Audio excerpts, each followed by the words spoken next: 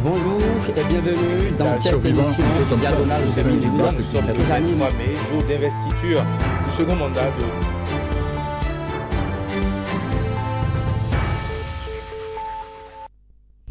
Mesdames et messieurs, bonjour et merci de nous rejoindre sur Diagonale. Nous recevons aujourd'hui Jean-Baptiste Elias, il est le président du FONAC. Jean-Baptiste Elias, bonjour. Bonjour.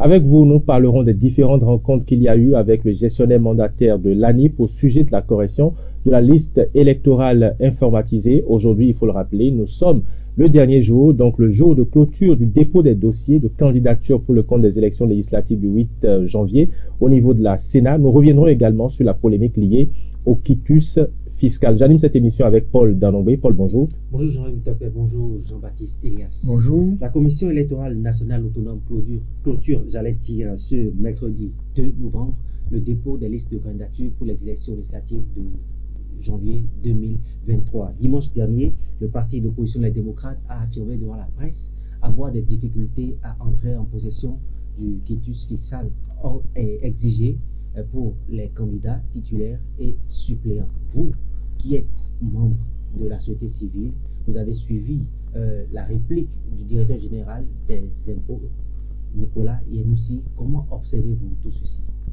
Merci beaucoup. Nous sommes en 2022 et les élections législatives sont prévues pour janvier, plus précisément le 8 janvier 2023.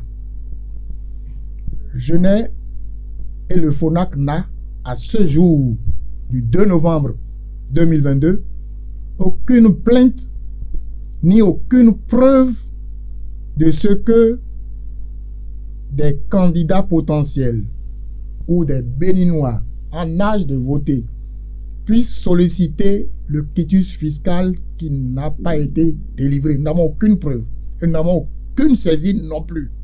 Et de ce point de vue, vous savez que le FONAC ne parle que s'il a des preuves. Malheureusement, nous n'en avons pas et c'est difficile de répondre à votre question.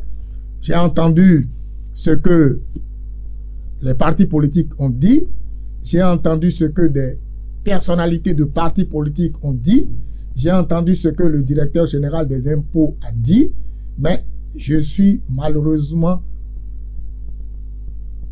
désolé de ne pas pouvoir vous donner une réponse puisque je les ai entendus, je n'ai pas de preuves. Est-ce que le FONAC a mené des démarches au fin d'avoir des éléments d'appréciation pour vérifier la crédibilité ou sinon la fiabilité des déclarations faites par ces acteurs d'opposition? Non, les acteurs d'opposition et le directeur général des impôts, les deux n'ont fait leur déclaration qu'il y a quelques 48 heures seulement.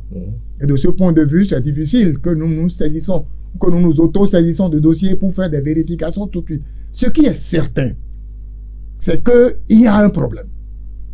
Il y a un problème, n'oubliez pas, en 2019 déjà, et là j'ai les preuves en main, j'ai insisté au cours, n'est-ce pas, des débats télévisés et radiodiffusés que des candidats potentiels avaient en main toutes les preuves nécessaires qu'ils étaient en droit d'avoir le quitus fiscal et qu'on ne leur a pas délivré le quitus fiscal.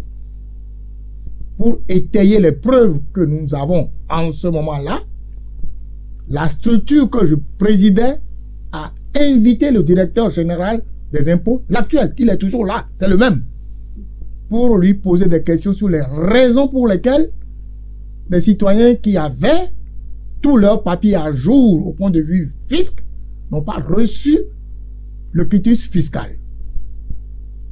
Il est manqué à plusieurs rendez-vous, mais il est fini par arriver à un rendez-vous. Et à ce rendez-vous-là, nous lui avons administré des questions écrites et nous attendions des réponses écrites. Quand il a rempli le formulaire où il a mis son nom, son prénom et ses fonctions, les questions suivantes, il a dit « Je vais me retirer ». Monsieur le Président, nous avons insisté qu'il faut qu'il réponde. Il a dit non, qu'il va se retirer, qu'il va revenir. Depuis 2019 à ce jour, il n'est plus revenu pour nous dire les raisons pour lesquelles il n'a pas délivré le quitus fiscal à tous ceux-là dont nous avions les preuves en main. Cette fois-ci, pour les élections de janvier 2023, nous n'avons aucune preuve sous la main. Personne ne nous a saisis et donc nous ne pouvons pas nous prononcer sur ce dont nous n'avons pas les preuves. Très bien. Vous êtes revenu 3 fois là-dessus. Vous dites que vous n'avez pas de preuves, mais quand je reprends les propos du directeur général des impôts, quand il dit qu'il y a eu plus de 4000 demandes et qu'il y a eu 3500 quitus délivrés, est-ce que là même, ce n'est pas une preuve? Non, pas du tout. Pas du tout.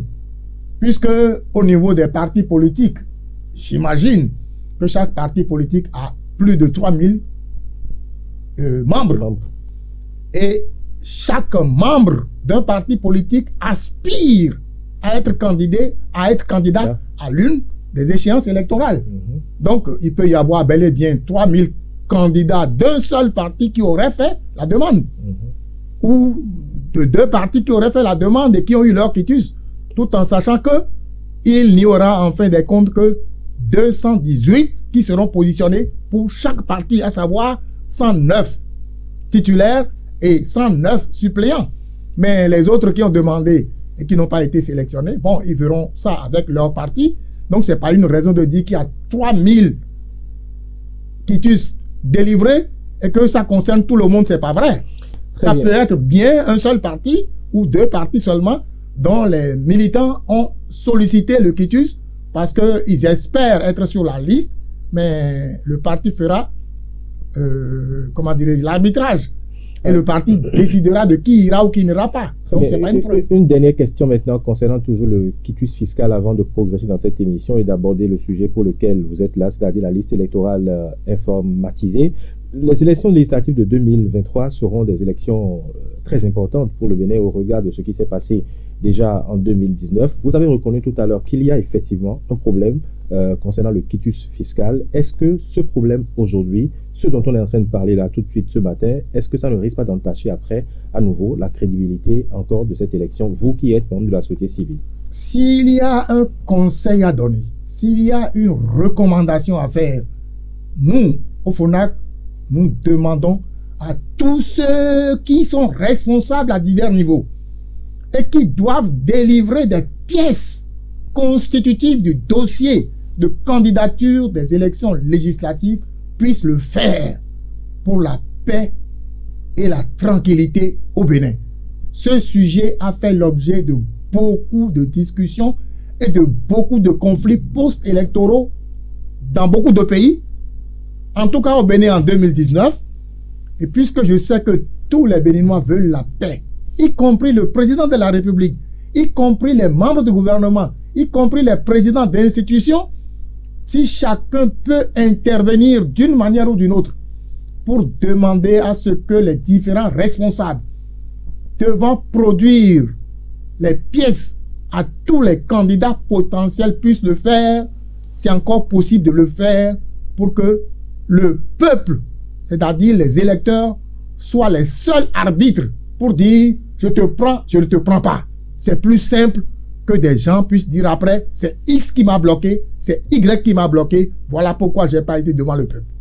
Très bien, on va continuer maintenant cette émission et aborder l'actualité électorale. Paul Danobé avec la LEI. Elias, vous étiez à la rencontre organisée le jeudi 13 octobre dernier entre l'ANIP et les organisations de la société civile. À cette occasion, vous avez fait une demande, vous avez demandé à ce que la liste électorale informatisée soit auditée. Quels sont les fondements de cette demande? D'abord, c'est bien ça, ce que vous venez de dire. Et je voudrais préciser que, avant que nous ne faisions cette demande, le premier responsable de l'ANIP nous a dit que selon la loi, et c'est vrai, la liste électorale informatisée provisoire sera tirée de la base de données du RAVIP. Nous lui avons demandé, au moment où vous voulez faire cette opération de tirer la liste électorale informatisée provisoire de la base de données de RAVIP, avez-vous fait appel aux autres qui ne sont pas dans votre giron ni dans votre bureau et qui sont des acteurs concernant cette liste électorale? Est-ce que vous les avez invités à venir voir l'exercice de ce tirage? Il a répondu non. À partir de cet instant, nous avons dit, il y a un problème. Si c'est ça, est-ce que vous acceptez qu'on fasse l'audit de la liste électorale? Il a dit oui. Et sur la base de ce qu'il a donné comme réponse, nous lui avons proposé d'écrire aux partis politiques, qu'ils soient de la mouvance ou de l'opposition, et de les inviter à ce que nous puissions faire l'audit de la liste électorale. Il a accepté. Il nous a dit après qu'il a écrit à 10 partis politiques. 9 ont reçu, et des 9 qui ont reçu, il y a 7 qui ont désigné des représentants pour se présenter à la séance de l'audit. Vous voulez savoir les partis qui étaient prêts? Tout à fait. Ont accepté d'être à la table de ce que nous appelions audit de la liste électorale informatisée provisoire. Le parti politique qui s'appelle Grande Solidarité Républicaine, Nouvelle Force Nationale, Mouvement Populaire de Libération, Parti Les Démocrates, Force Cori pour un Bénin émergent, Bloc Républicain, Union Progressiste Le Renouveau. Puis, autour de la table, il y avait également les responsables de l'ANIP, il y avait la responsable de la coalition des organisations de la société civile pour les élections et la paix, il y a Alcrer et puis il y a le FONAC. Je ne vous arrête pas, mais j'ai cru comprendre qu'il y a des partis, par exemple, qui iront à cette élection présidentielle, pas présidentielle, à cette élection législative qui s'apprête d'ailleurs, par exemple, Mouel Bénin, l'UDBN également. Ces partis, vous ne les avez pas cités. Ces partis n'étaient pas à la rencontre avec l'ANIP? Non, ces partis n'étaient pas autour de la table et n'ont pas assisté à aucune des séances que nous avons tenues dans le cadre de cette activité. Aucune. Voilà les partis qui étaient présents. L'ANIP a rassuré quand même que ces partis ont reçu l'invitation. Moi, je n'ai pas la preuve. Mais je ne vous arrête pas non plus, mais le président de Mouel Bénin, par exemple, est intervenu, on l'a vu à la télévision, dire que la liste était parfaite. Mais c'est sa déclaration. Il n'était pas à la salle de réunion où nous avons tenu les activités de... Donc voilà la situation des politiciens. Il n'y était pas, d'une part, il n'a envoyé personne à cette réunion. Sur ma liste de présence, Mouel Bénin n'a été représenté par personne, ni par le président, ni par un autre membre. Mouel Bénin n'a pas assisté aux réunions, puisque non seulement j'y étais, mais à l'unanimité, tous ceux qui étaient à la réunion ont estimé que ce soit la modeste personne de celui qui vous parle, à savoir Jean-Baptiste Elias, qui soit désigné et élu modérateur de la séance jusqu'au bout.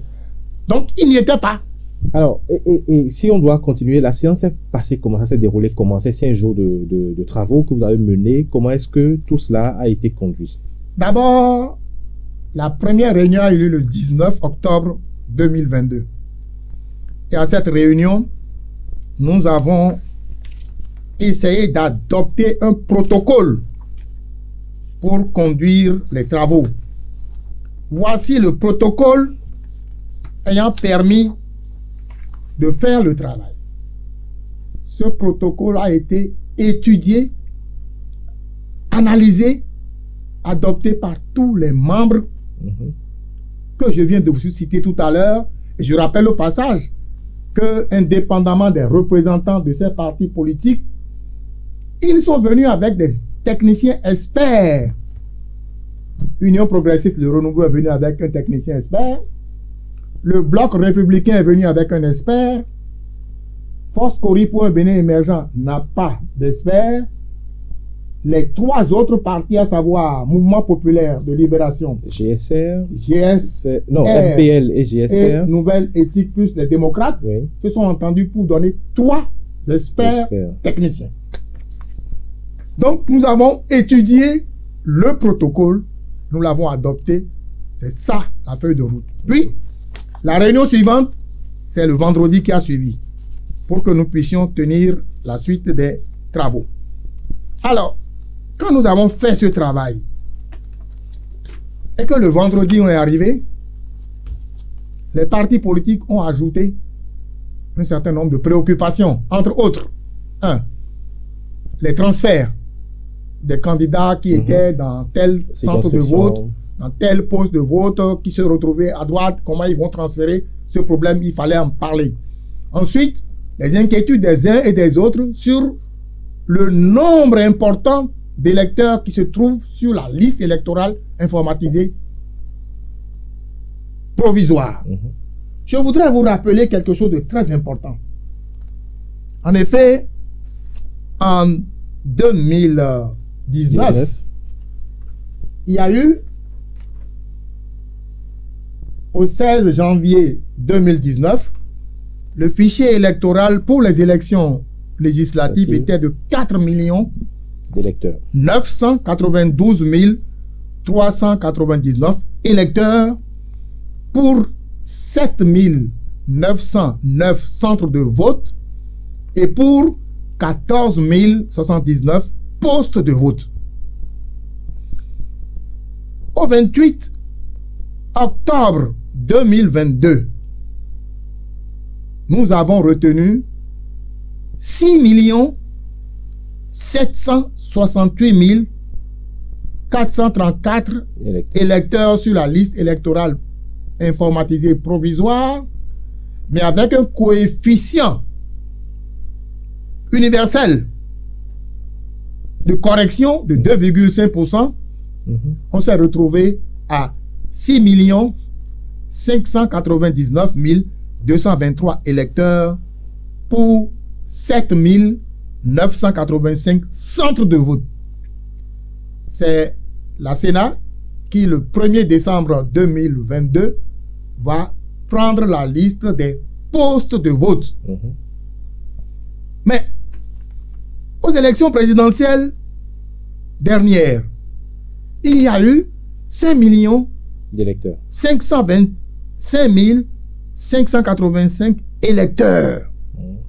Alors, ceux qui ont eu des difficultés à comprendre comment la liste électorale est devenue aussi forte se sont posé la question de savoir si nous faisons la différence entre les électeurs de 2019, d'abord 2021 présidentielle, différence entre les électeurs de 2021, 5 525 585, des électeurs de 2019, 4 992 399, nous avons 533 186 électeurs de différence.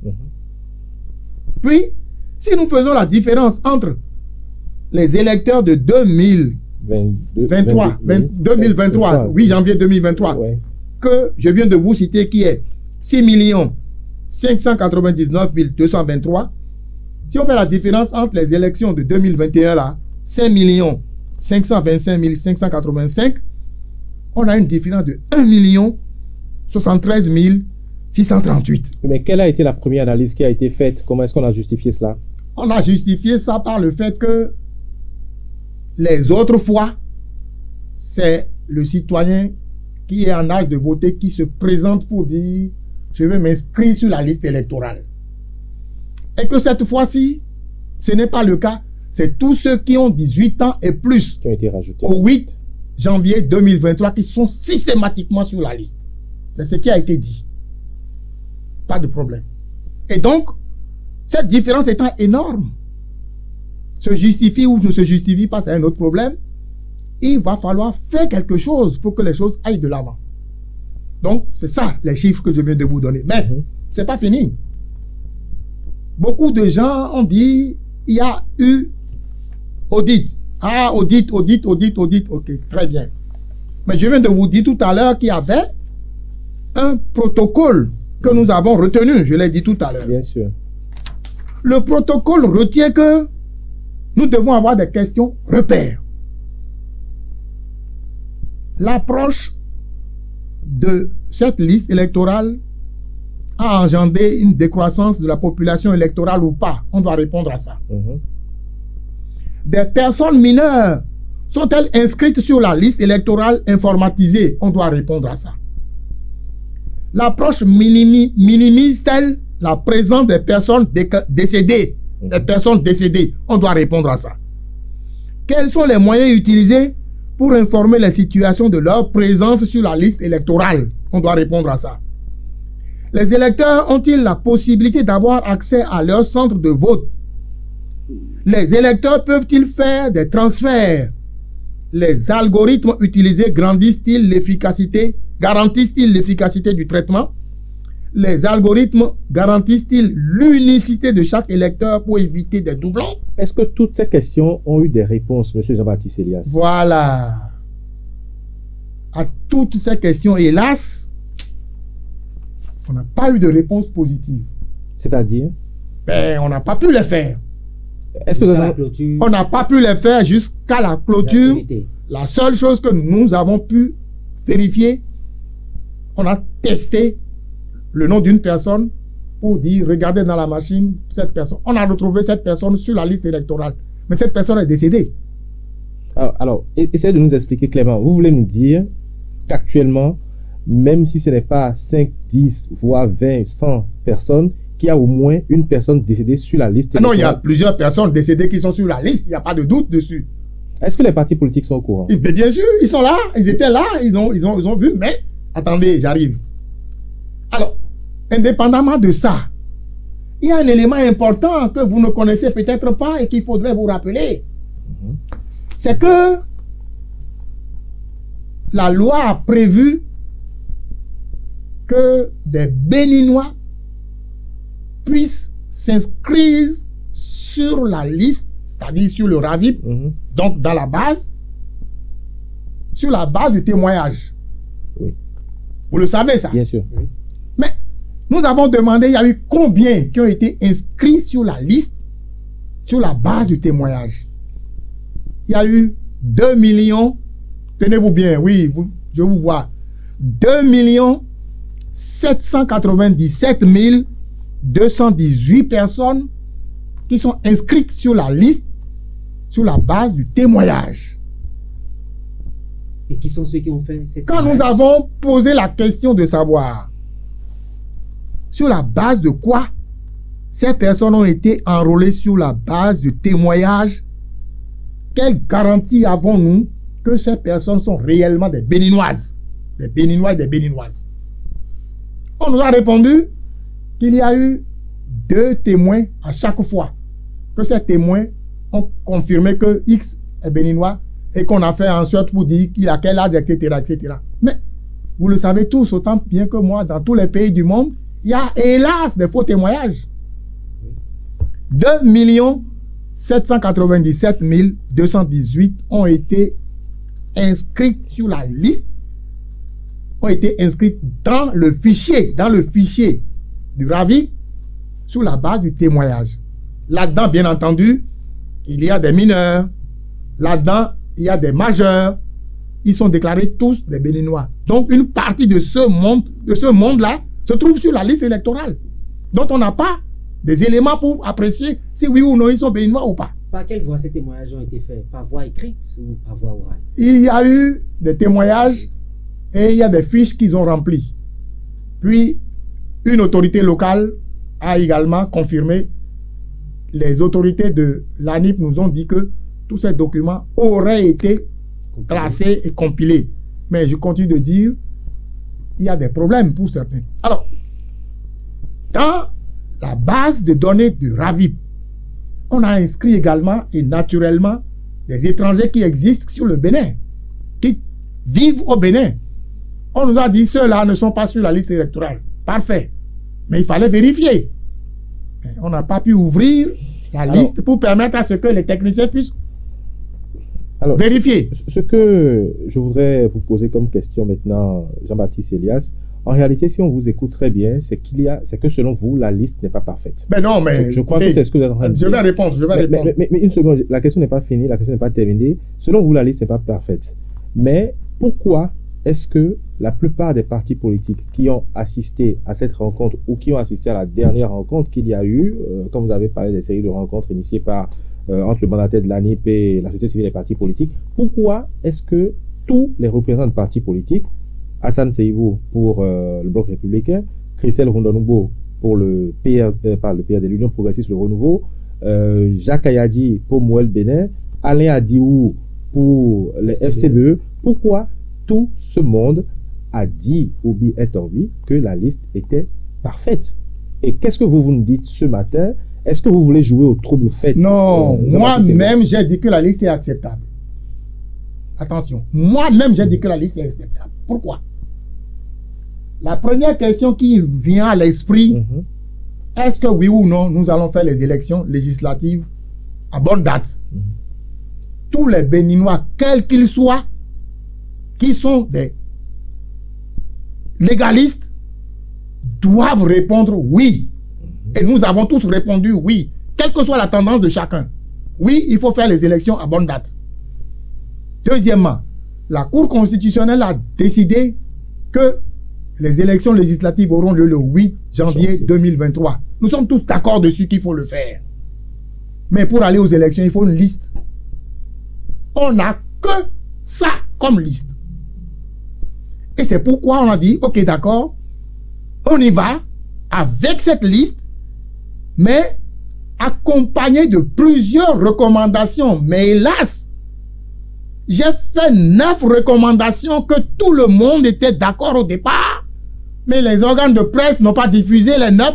Attendez, n'ont pas diffusé les 9 recommandations. Tout à l'heure, on a commencé l'émission. Vous avez parlé de culture fiscale. La première recommandation, c'était de demander à tous ceux qui doivent délivrer des pièces pour les candidats de le faire. Mais ça n'a pas été fait. Parce que nous voulons la paix dans le pays. Et même si cette liste-là est ce qu'elle est, j'ai entendu les politiciens, c'est pour ça que je suis ahuri, je ne comprends plus rien. Moi, je n'ai jamais dit que la liste-là est fiable. Je n'ai jamais dit que la liste-là est crédible. Mais j'ai dit, la liste est acceptable. Nous pourrons aller avec ça. Nous devons même aller avec ça. Puisqu'il faut une liste électorale. Il n'y a que ça. Et qu'est-ce qu'il faut faire? Si nous disons que la liste-là n'est pas bonne, qu'il ne faut pas y aller, on remet tout en cause. mais ça veut dire qu'on remet tout en cause. Et nous ne sommes pas dans cette logique-là. Ni le FONAC, ni la personne qui vous parle. Nous voulons bien qu'il y ait élection. Mais s'il faut aller aux élections, il faut bien une liste. On en a 2, on n'en a pas. On n'a que ça. Mais on y va avec. Mais en faisant des recommandations pour permettre à ce que l'on puisse avoir le minimum de problèmes possibles au soir du 8 janvier 2023. Jean-Baptiste Elias, oui. Nous, à vous entendre, on conclut aisément que c'est seulement 7 formations politiques qui ont participé à ces travaux dans le cadre de l'audit de la liste électorale informatisée. Je confirme. Quelles sont les conclusions qui ont été retenues à l'issue des travaux, les recommandations que vous avez faites? À l'issue des travaux, nous avons dit que, premièrement, la liste électorale qui est là est acceptable et que nous irons aux élections avec ça. Ensuite, pour 6 599 223 électeurs. Deuxièmement, nous avons dit, étant donné que c'est la première fois que tous les 18 ans et plus sont systématiquement sur la liste électorale, il faut que, par toutes les voies possibles, tous les Béninois puissent informer les uns et les autres qui ont 18 ans et plus, qui sont sur la liste. Qu'ils sont sur la liste électorale, il faut qu'ils y aillent. Pourquoi nous avons dit ça? Il y a 2 conséquences. Premièrement, s'ils n'y vont pas, le taux d'abstention serait fort. Il y en a qui, jusqu'à la date où nous travaillons le 28 octobre, ne savaient pas qu'ils étaient sur la liste électorale. Une seconde, je ne vous arrête pas, mais l'ANIP envoie tout le temps des messages. Oui, il envoie des messages à des gens. Oui, mais tenez-vous bien, il y en a qui se sont inscrits sur la liste avec des numéros de téléphone de leurs frères, de leurs oncles, de leurs enfants, de leurs ci, de leurs ça, qui n'en a plus. Il y a beaucoup de gens qui n'entendent même plus, qui disent, mais on envoie des messages à moi, je n'ai rien reçu. Et quand on a vérifié, on s'est rendu compte qu'ils avaient donné le numéro de téléphone de leur enfant.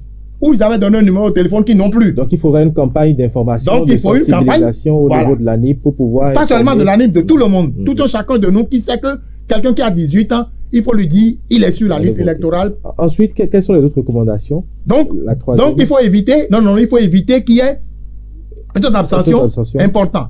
Mais la suite aussi, c'est que vous savez bien, les politiciens, ils ont plusieurs tours dans leur sac. Il faut éviter que des gens aillent voter en lieu et place d'autres personnes. On a connu ça. Ce n'est pas, c'est un secret de polichinelle. On a connu. Des gens ont brandi pour dire, j'ai voté 4 fois, j'ai voté 6 fois, j'ai voté 8 fois. Vous avez vu des images. Donc, il faut éviter ça. La deuxième chose, nous avons demandé à ce que tous les mineurs qui se retrouveraient par hasard sur la liste, parce qu'on n'a pas eu le temps de vérifier, qui s'abstiennent d'aller au bureau de vote le 8 janvier 2023. C'est une précaution. Et chacun de nous doit répéter ça autour de lui pour dire, toi là, tu es mineur, il ne faut pas y aller. Hein. Toi là, on a vu ton nom sur la liste, hein, ils se sont trompés ou bien il y a eu erreur, il ne faut pas y aller. Troisièmement, la suite, tous les étrangers, vous savez bien qu'il y a aujourd'hui un problème au niveau des étrangers qui auraient pris hein, des passeports ou des pièces d'identité béninoises alors qu'ils ne sont pas béninois, etc., etc., alors que tout ça là serait sorti de la base. Donc, il y a même des étrangers qui auraient pris des noms béninois pour se faire enrôler. Donc, il y a tout ça là. Il faut éviter à ce que les étrangers aillent voter. Soit qu'ils sont sur le terrain, il ne faut pas qu'ils aillent voter, soit on les fait venir des pays limitrophes pour dire venez voter, il faut éviter. Il y a eu par exemple cette polémique il y a quelques jours concernant la liste par exemple déposée, enfin la liste que voulait déposer le bloc républicain d'un candidat qui ne serait plus béninois, qui aurait renoncé par exemple à sa nationalité. On suppose que si les candidats c'est qu'il est sur la liste électorale, est-ce que ça fait partie des imperfections que vous bien sûr. Les preuves ont été données où le décret lui retirant la nationalité béninoise a été connu. Or, dans le système du pays où il a obtenu la nationalité, il a interdit la double nationalité. Étant donné qu'il y a double nationalité, il est originaire du pays. Donc, logiquement, il ne devrait pas se retrouver sur la liste. Il ne devrait pas se retrouver sur la liste électorale. S'il est sur la liste électorale, voilà encore une preuve que la liste ne peut pas être déclarée de fiable ni de crédible. Moi, je n'ai jamais sorti ce mot-là. Ni que la liste est fiable, ni que la liste est crédible. J'ai dit, on accepte la liste puisqu'on n'a rien d'autre. On y va. Ensuite, il faudrait que nous puissions demander à ce que la Sénat puisse communiquer les grandes tendances poste de vote par poste de vote pour qu'on voit clair. Pourquoi? Très bien. Vous êtes au poste de vote numéro X. Vous avez vu le résultat là-bas. Lui, il est au poste de vote numéro Y. Moi, je suis au poste numéro A. Mais si on ne publie pas les résultats, les tendances poste de vote par poste de vote, et qu'on les fusionne, moi, je ne me retrouve plus de ce que j'ai vu dans mon poste de vote. Tu ne te retrouves plus dans ce que tu as vu dans ton poste de vote, etc. Et la confusion va régner. Or, si on le faisait comme d'autres pays l'ont fait, je rappelle au passage que la loi n'a jamais interdit de le faire. Et donc, la loi n'ayant pas interdit de le faire, on peut le faire. Et nous avons proposé aussi que la Cour constitutionnelle, qui doit proclamer les résultats, les proclame aussi poste de vote par poste de vote. On verra clair. On dira, ah, il y a transparence dans tout. Moi, j'étais dans le poste de vote numéro 1400. Voici le résultat qu'on a obtenu là-bas. Vous êtes au poste de vote numéro 1800. Ouais. Voici les résultats. Ainsi de suite. Ah, on dit, pas de problème. Est-ce qu'il faut vraiment poser ce problème-là, puisque on sait que effectivement la plupart des représentants de candidats sont dans les bureaux de vote et ont déjà une compilation, ont déjà des chiffres, et que c'est ces chiffres qui seront additionnés, compilés et sortis à la fin. Donc, chacun pourra après comparer effectivement les différents chiffres qu'il a collectés, par exemple, dans tel centre de vote et savoir le nombre final qui a été déclaré. Donc, est-ce que c'est un vrai problème qu'il faut poser? Absolument. Parce que quand on va faire l'addition, comme vous le dites, la compilation, qu'on donnera les chiffres, le biais sort d'où?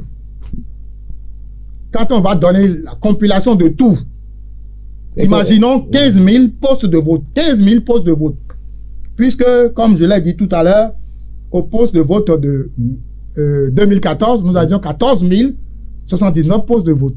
Supposons que cette fois-ci, nous ayons 15 000 postes de vote. Et nous avons demandé aussi à ce que la Sénat puisse géolocaliser les postes de vote, qu'on sache où ça se trouve, qu'il n'y ait pas de poste de vote pirate, ou qu'il n'y ait pas de poste de vote de dernière minute où on va dire il y a eu tel poste. Donc, quand on va fusionner tout et qu'on donnera les résultats, comment vous allez faire la différence pour savoir que le biais est tel endroit, à tel endroit? Nous sommes aujourd'hui à quelques semaines de cette élection. Oui. Avec votre expérience personnelle et avec ce que vous voyez aujourd'hui, la Sénat faire, l'ANIP faire également, est-ce que vous sentez aujourd'hui que ces différentes institutions ont les moyens techniques pour régler le problème ou les différents problèmes que vous êtes en train de poser, surtout au niveau de la Sénat? L'ANIP n'a plus rien à voir. Non, la Sénat surtout. La Sénat, oui. Je répète, oui. Pourquoi? Parce qu'au niveau de chaque poste de vote, la Sénat met des scrutateurs. Les scrutateurs vont faire le travail. Le résultat sera donné et la loi prévoit même qu'on l'affiche. Une fois qu'on l'a affiché, là, c'est que ça existe. Une fois que ça existe, qu'on le publie, c'est tout. D'accord. Une fois qu'on l'aurait publié, celui qui est à Segbana et qui avait observé les élections à Segbana, qui sait que le poste de vote numéro tant avait eu tel résultat, retrouvera que c'est là. Une fois qu'il retrouve que c'est là, c'est fini. Plus personne, je vous dis encore une fois, j'ai eu la malchance ou la chance d'avoir été le président du Conseil de l'Union africaine sur la lutte contre la corruption. 54 États africains. J'ai fait des propositions dans le sens de ce que je suis en train de vous dire.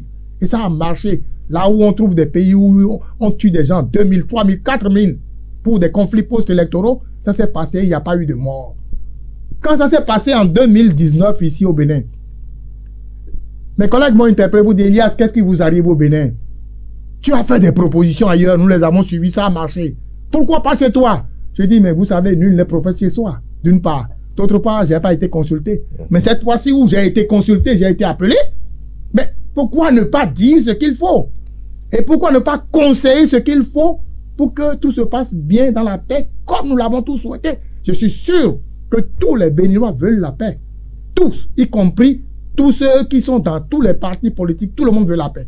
Et pour qu'il y ait la paix, voilà humblement ce que nous avons proposé pour que ça se passe bien. C'est de ça qu'il s'agit. Jean-Baptiste Elias, vous avez déploré le fait que vos recommandations ou les recommandations qui ont été faites à l'issue des travaux d'audit n'ont pas été prises en compte. Le FONAC... Non, je n'ai pas dit ça. J'ai dit que les recommandations qui ont été faites n'ont pas été diffusées par les médias. C'est ce que j'ai dit. À partir du moment où ce n'est pas diffusé par les médias, mais très peu de gens sont au courant et très peu de gens vont les appliquer. Et c'est difficile de dire qu'on ne les a pas appliqués puisque c'est le 8 janvier 2023 que les élections auront lieu. C'est pas possible de dire aujourd'hui qu'on ne les a pas pris en compte. Attendons de voir. Avez-vous l'impression qu'elles seront prises en compte? Je le souhaite. Je souhaite que ça soit pris en compte. Et je répète à nouveau, si on les prend en compte, je vous garantis qu'il n'y aurait aucun conflit post-électoral au Bénin au soir du 8 janvier 2023. C'est certain.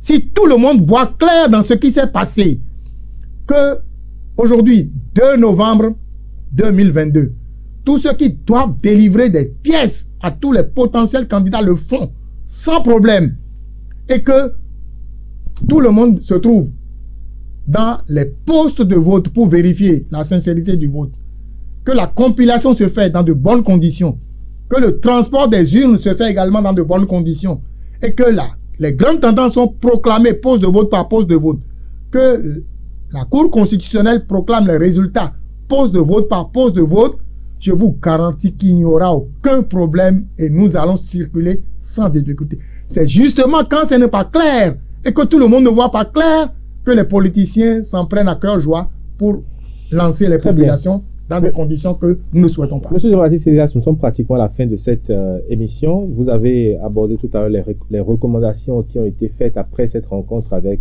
l'ANIP.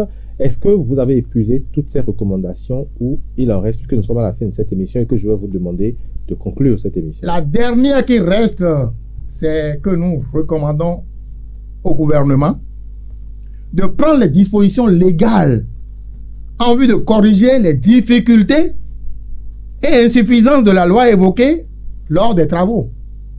Tous les partis politiques, qu'ils soient de la mouvance ou de l'opposition, ont reconnu qu'il y a des difficultés et des insuffisances de la loi. Au moment opportun, nous allons les porter au niveau du gouvernement pour que le gouvernement puisse saisir les députés afin que les députés puissent corriger ces insuffisances et ces difficultés que nous avons constatées. Je dirais pour conclure que tout un chacun de nous est pour la paix et nous souhaitons la paix, nous réclamons la paix. Mais j'aurais même ne rien dit si les choses se sont passées normalement. Vous m'avez invité, je vous aurais demandé, ça y est, écoutez ce que j'avais dit.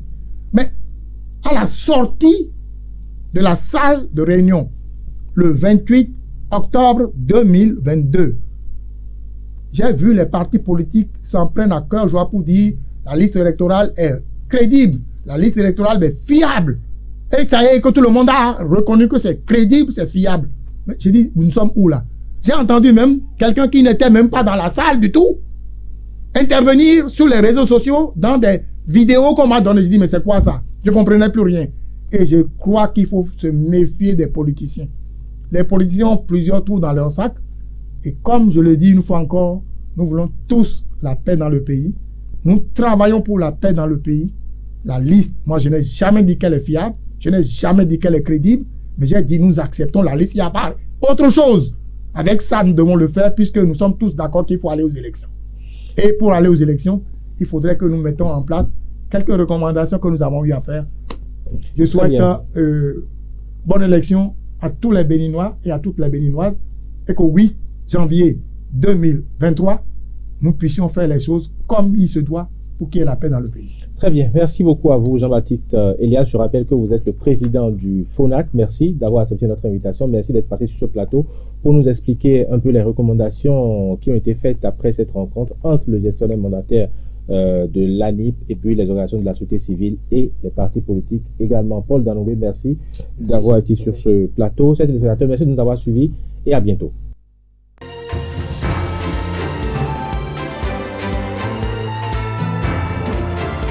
Bonjour et bienvenue dans cette émission diagonale de Nous sommes le 3 mai, jour d'investiture du second mandat de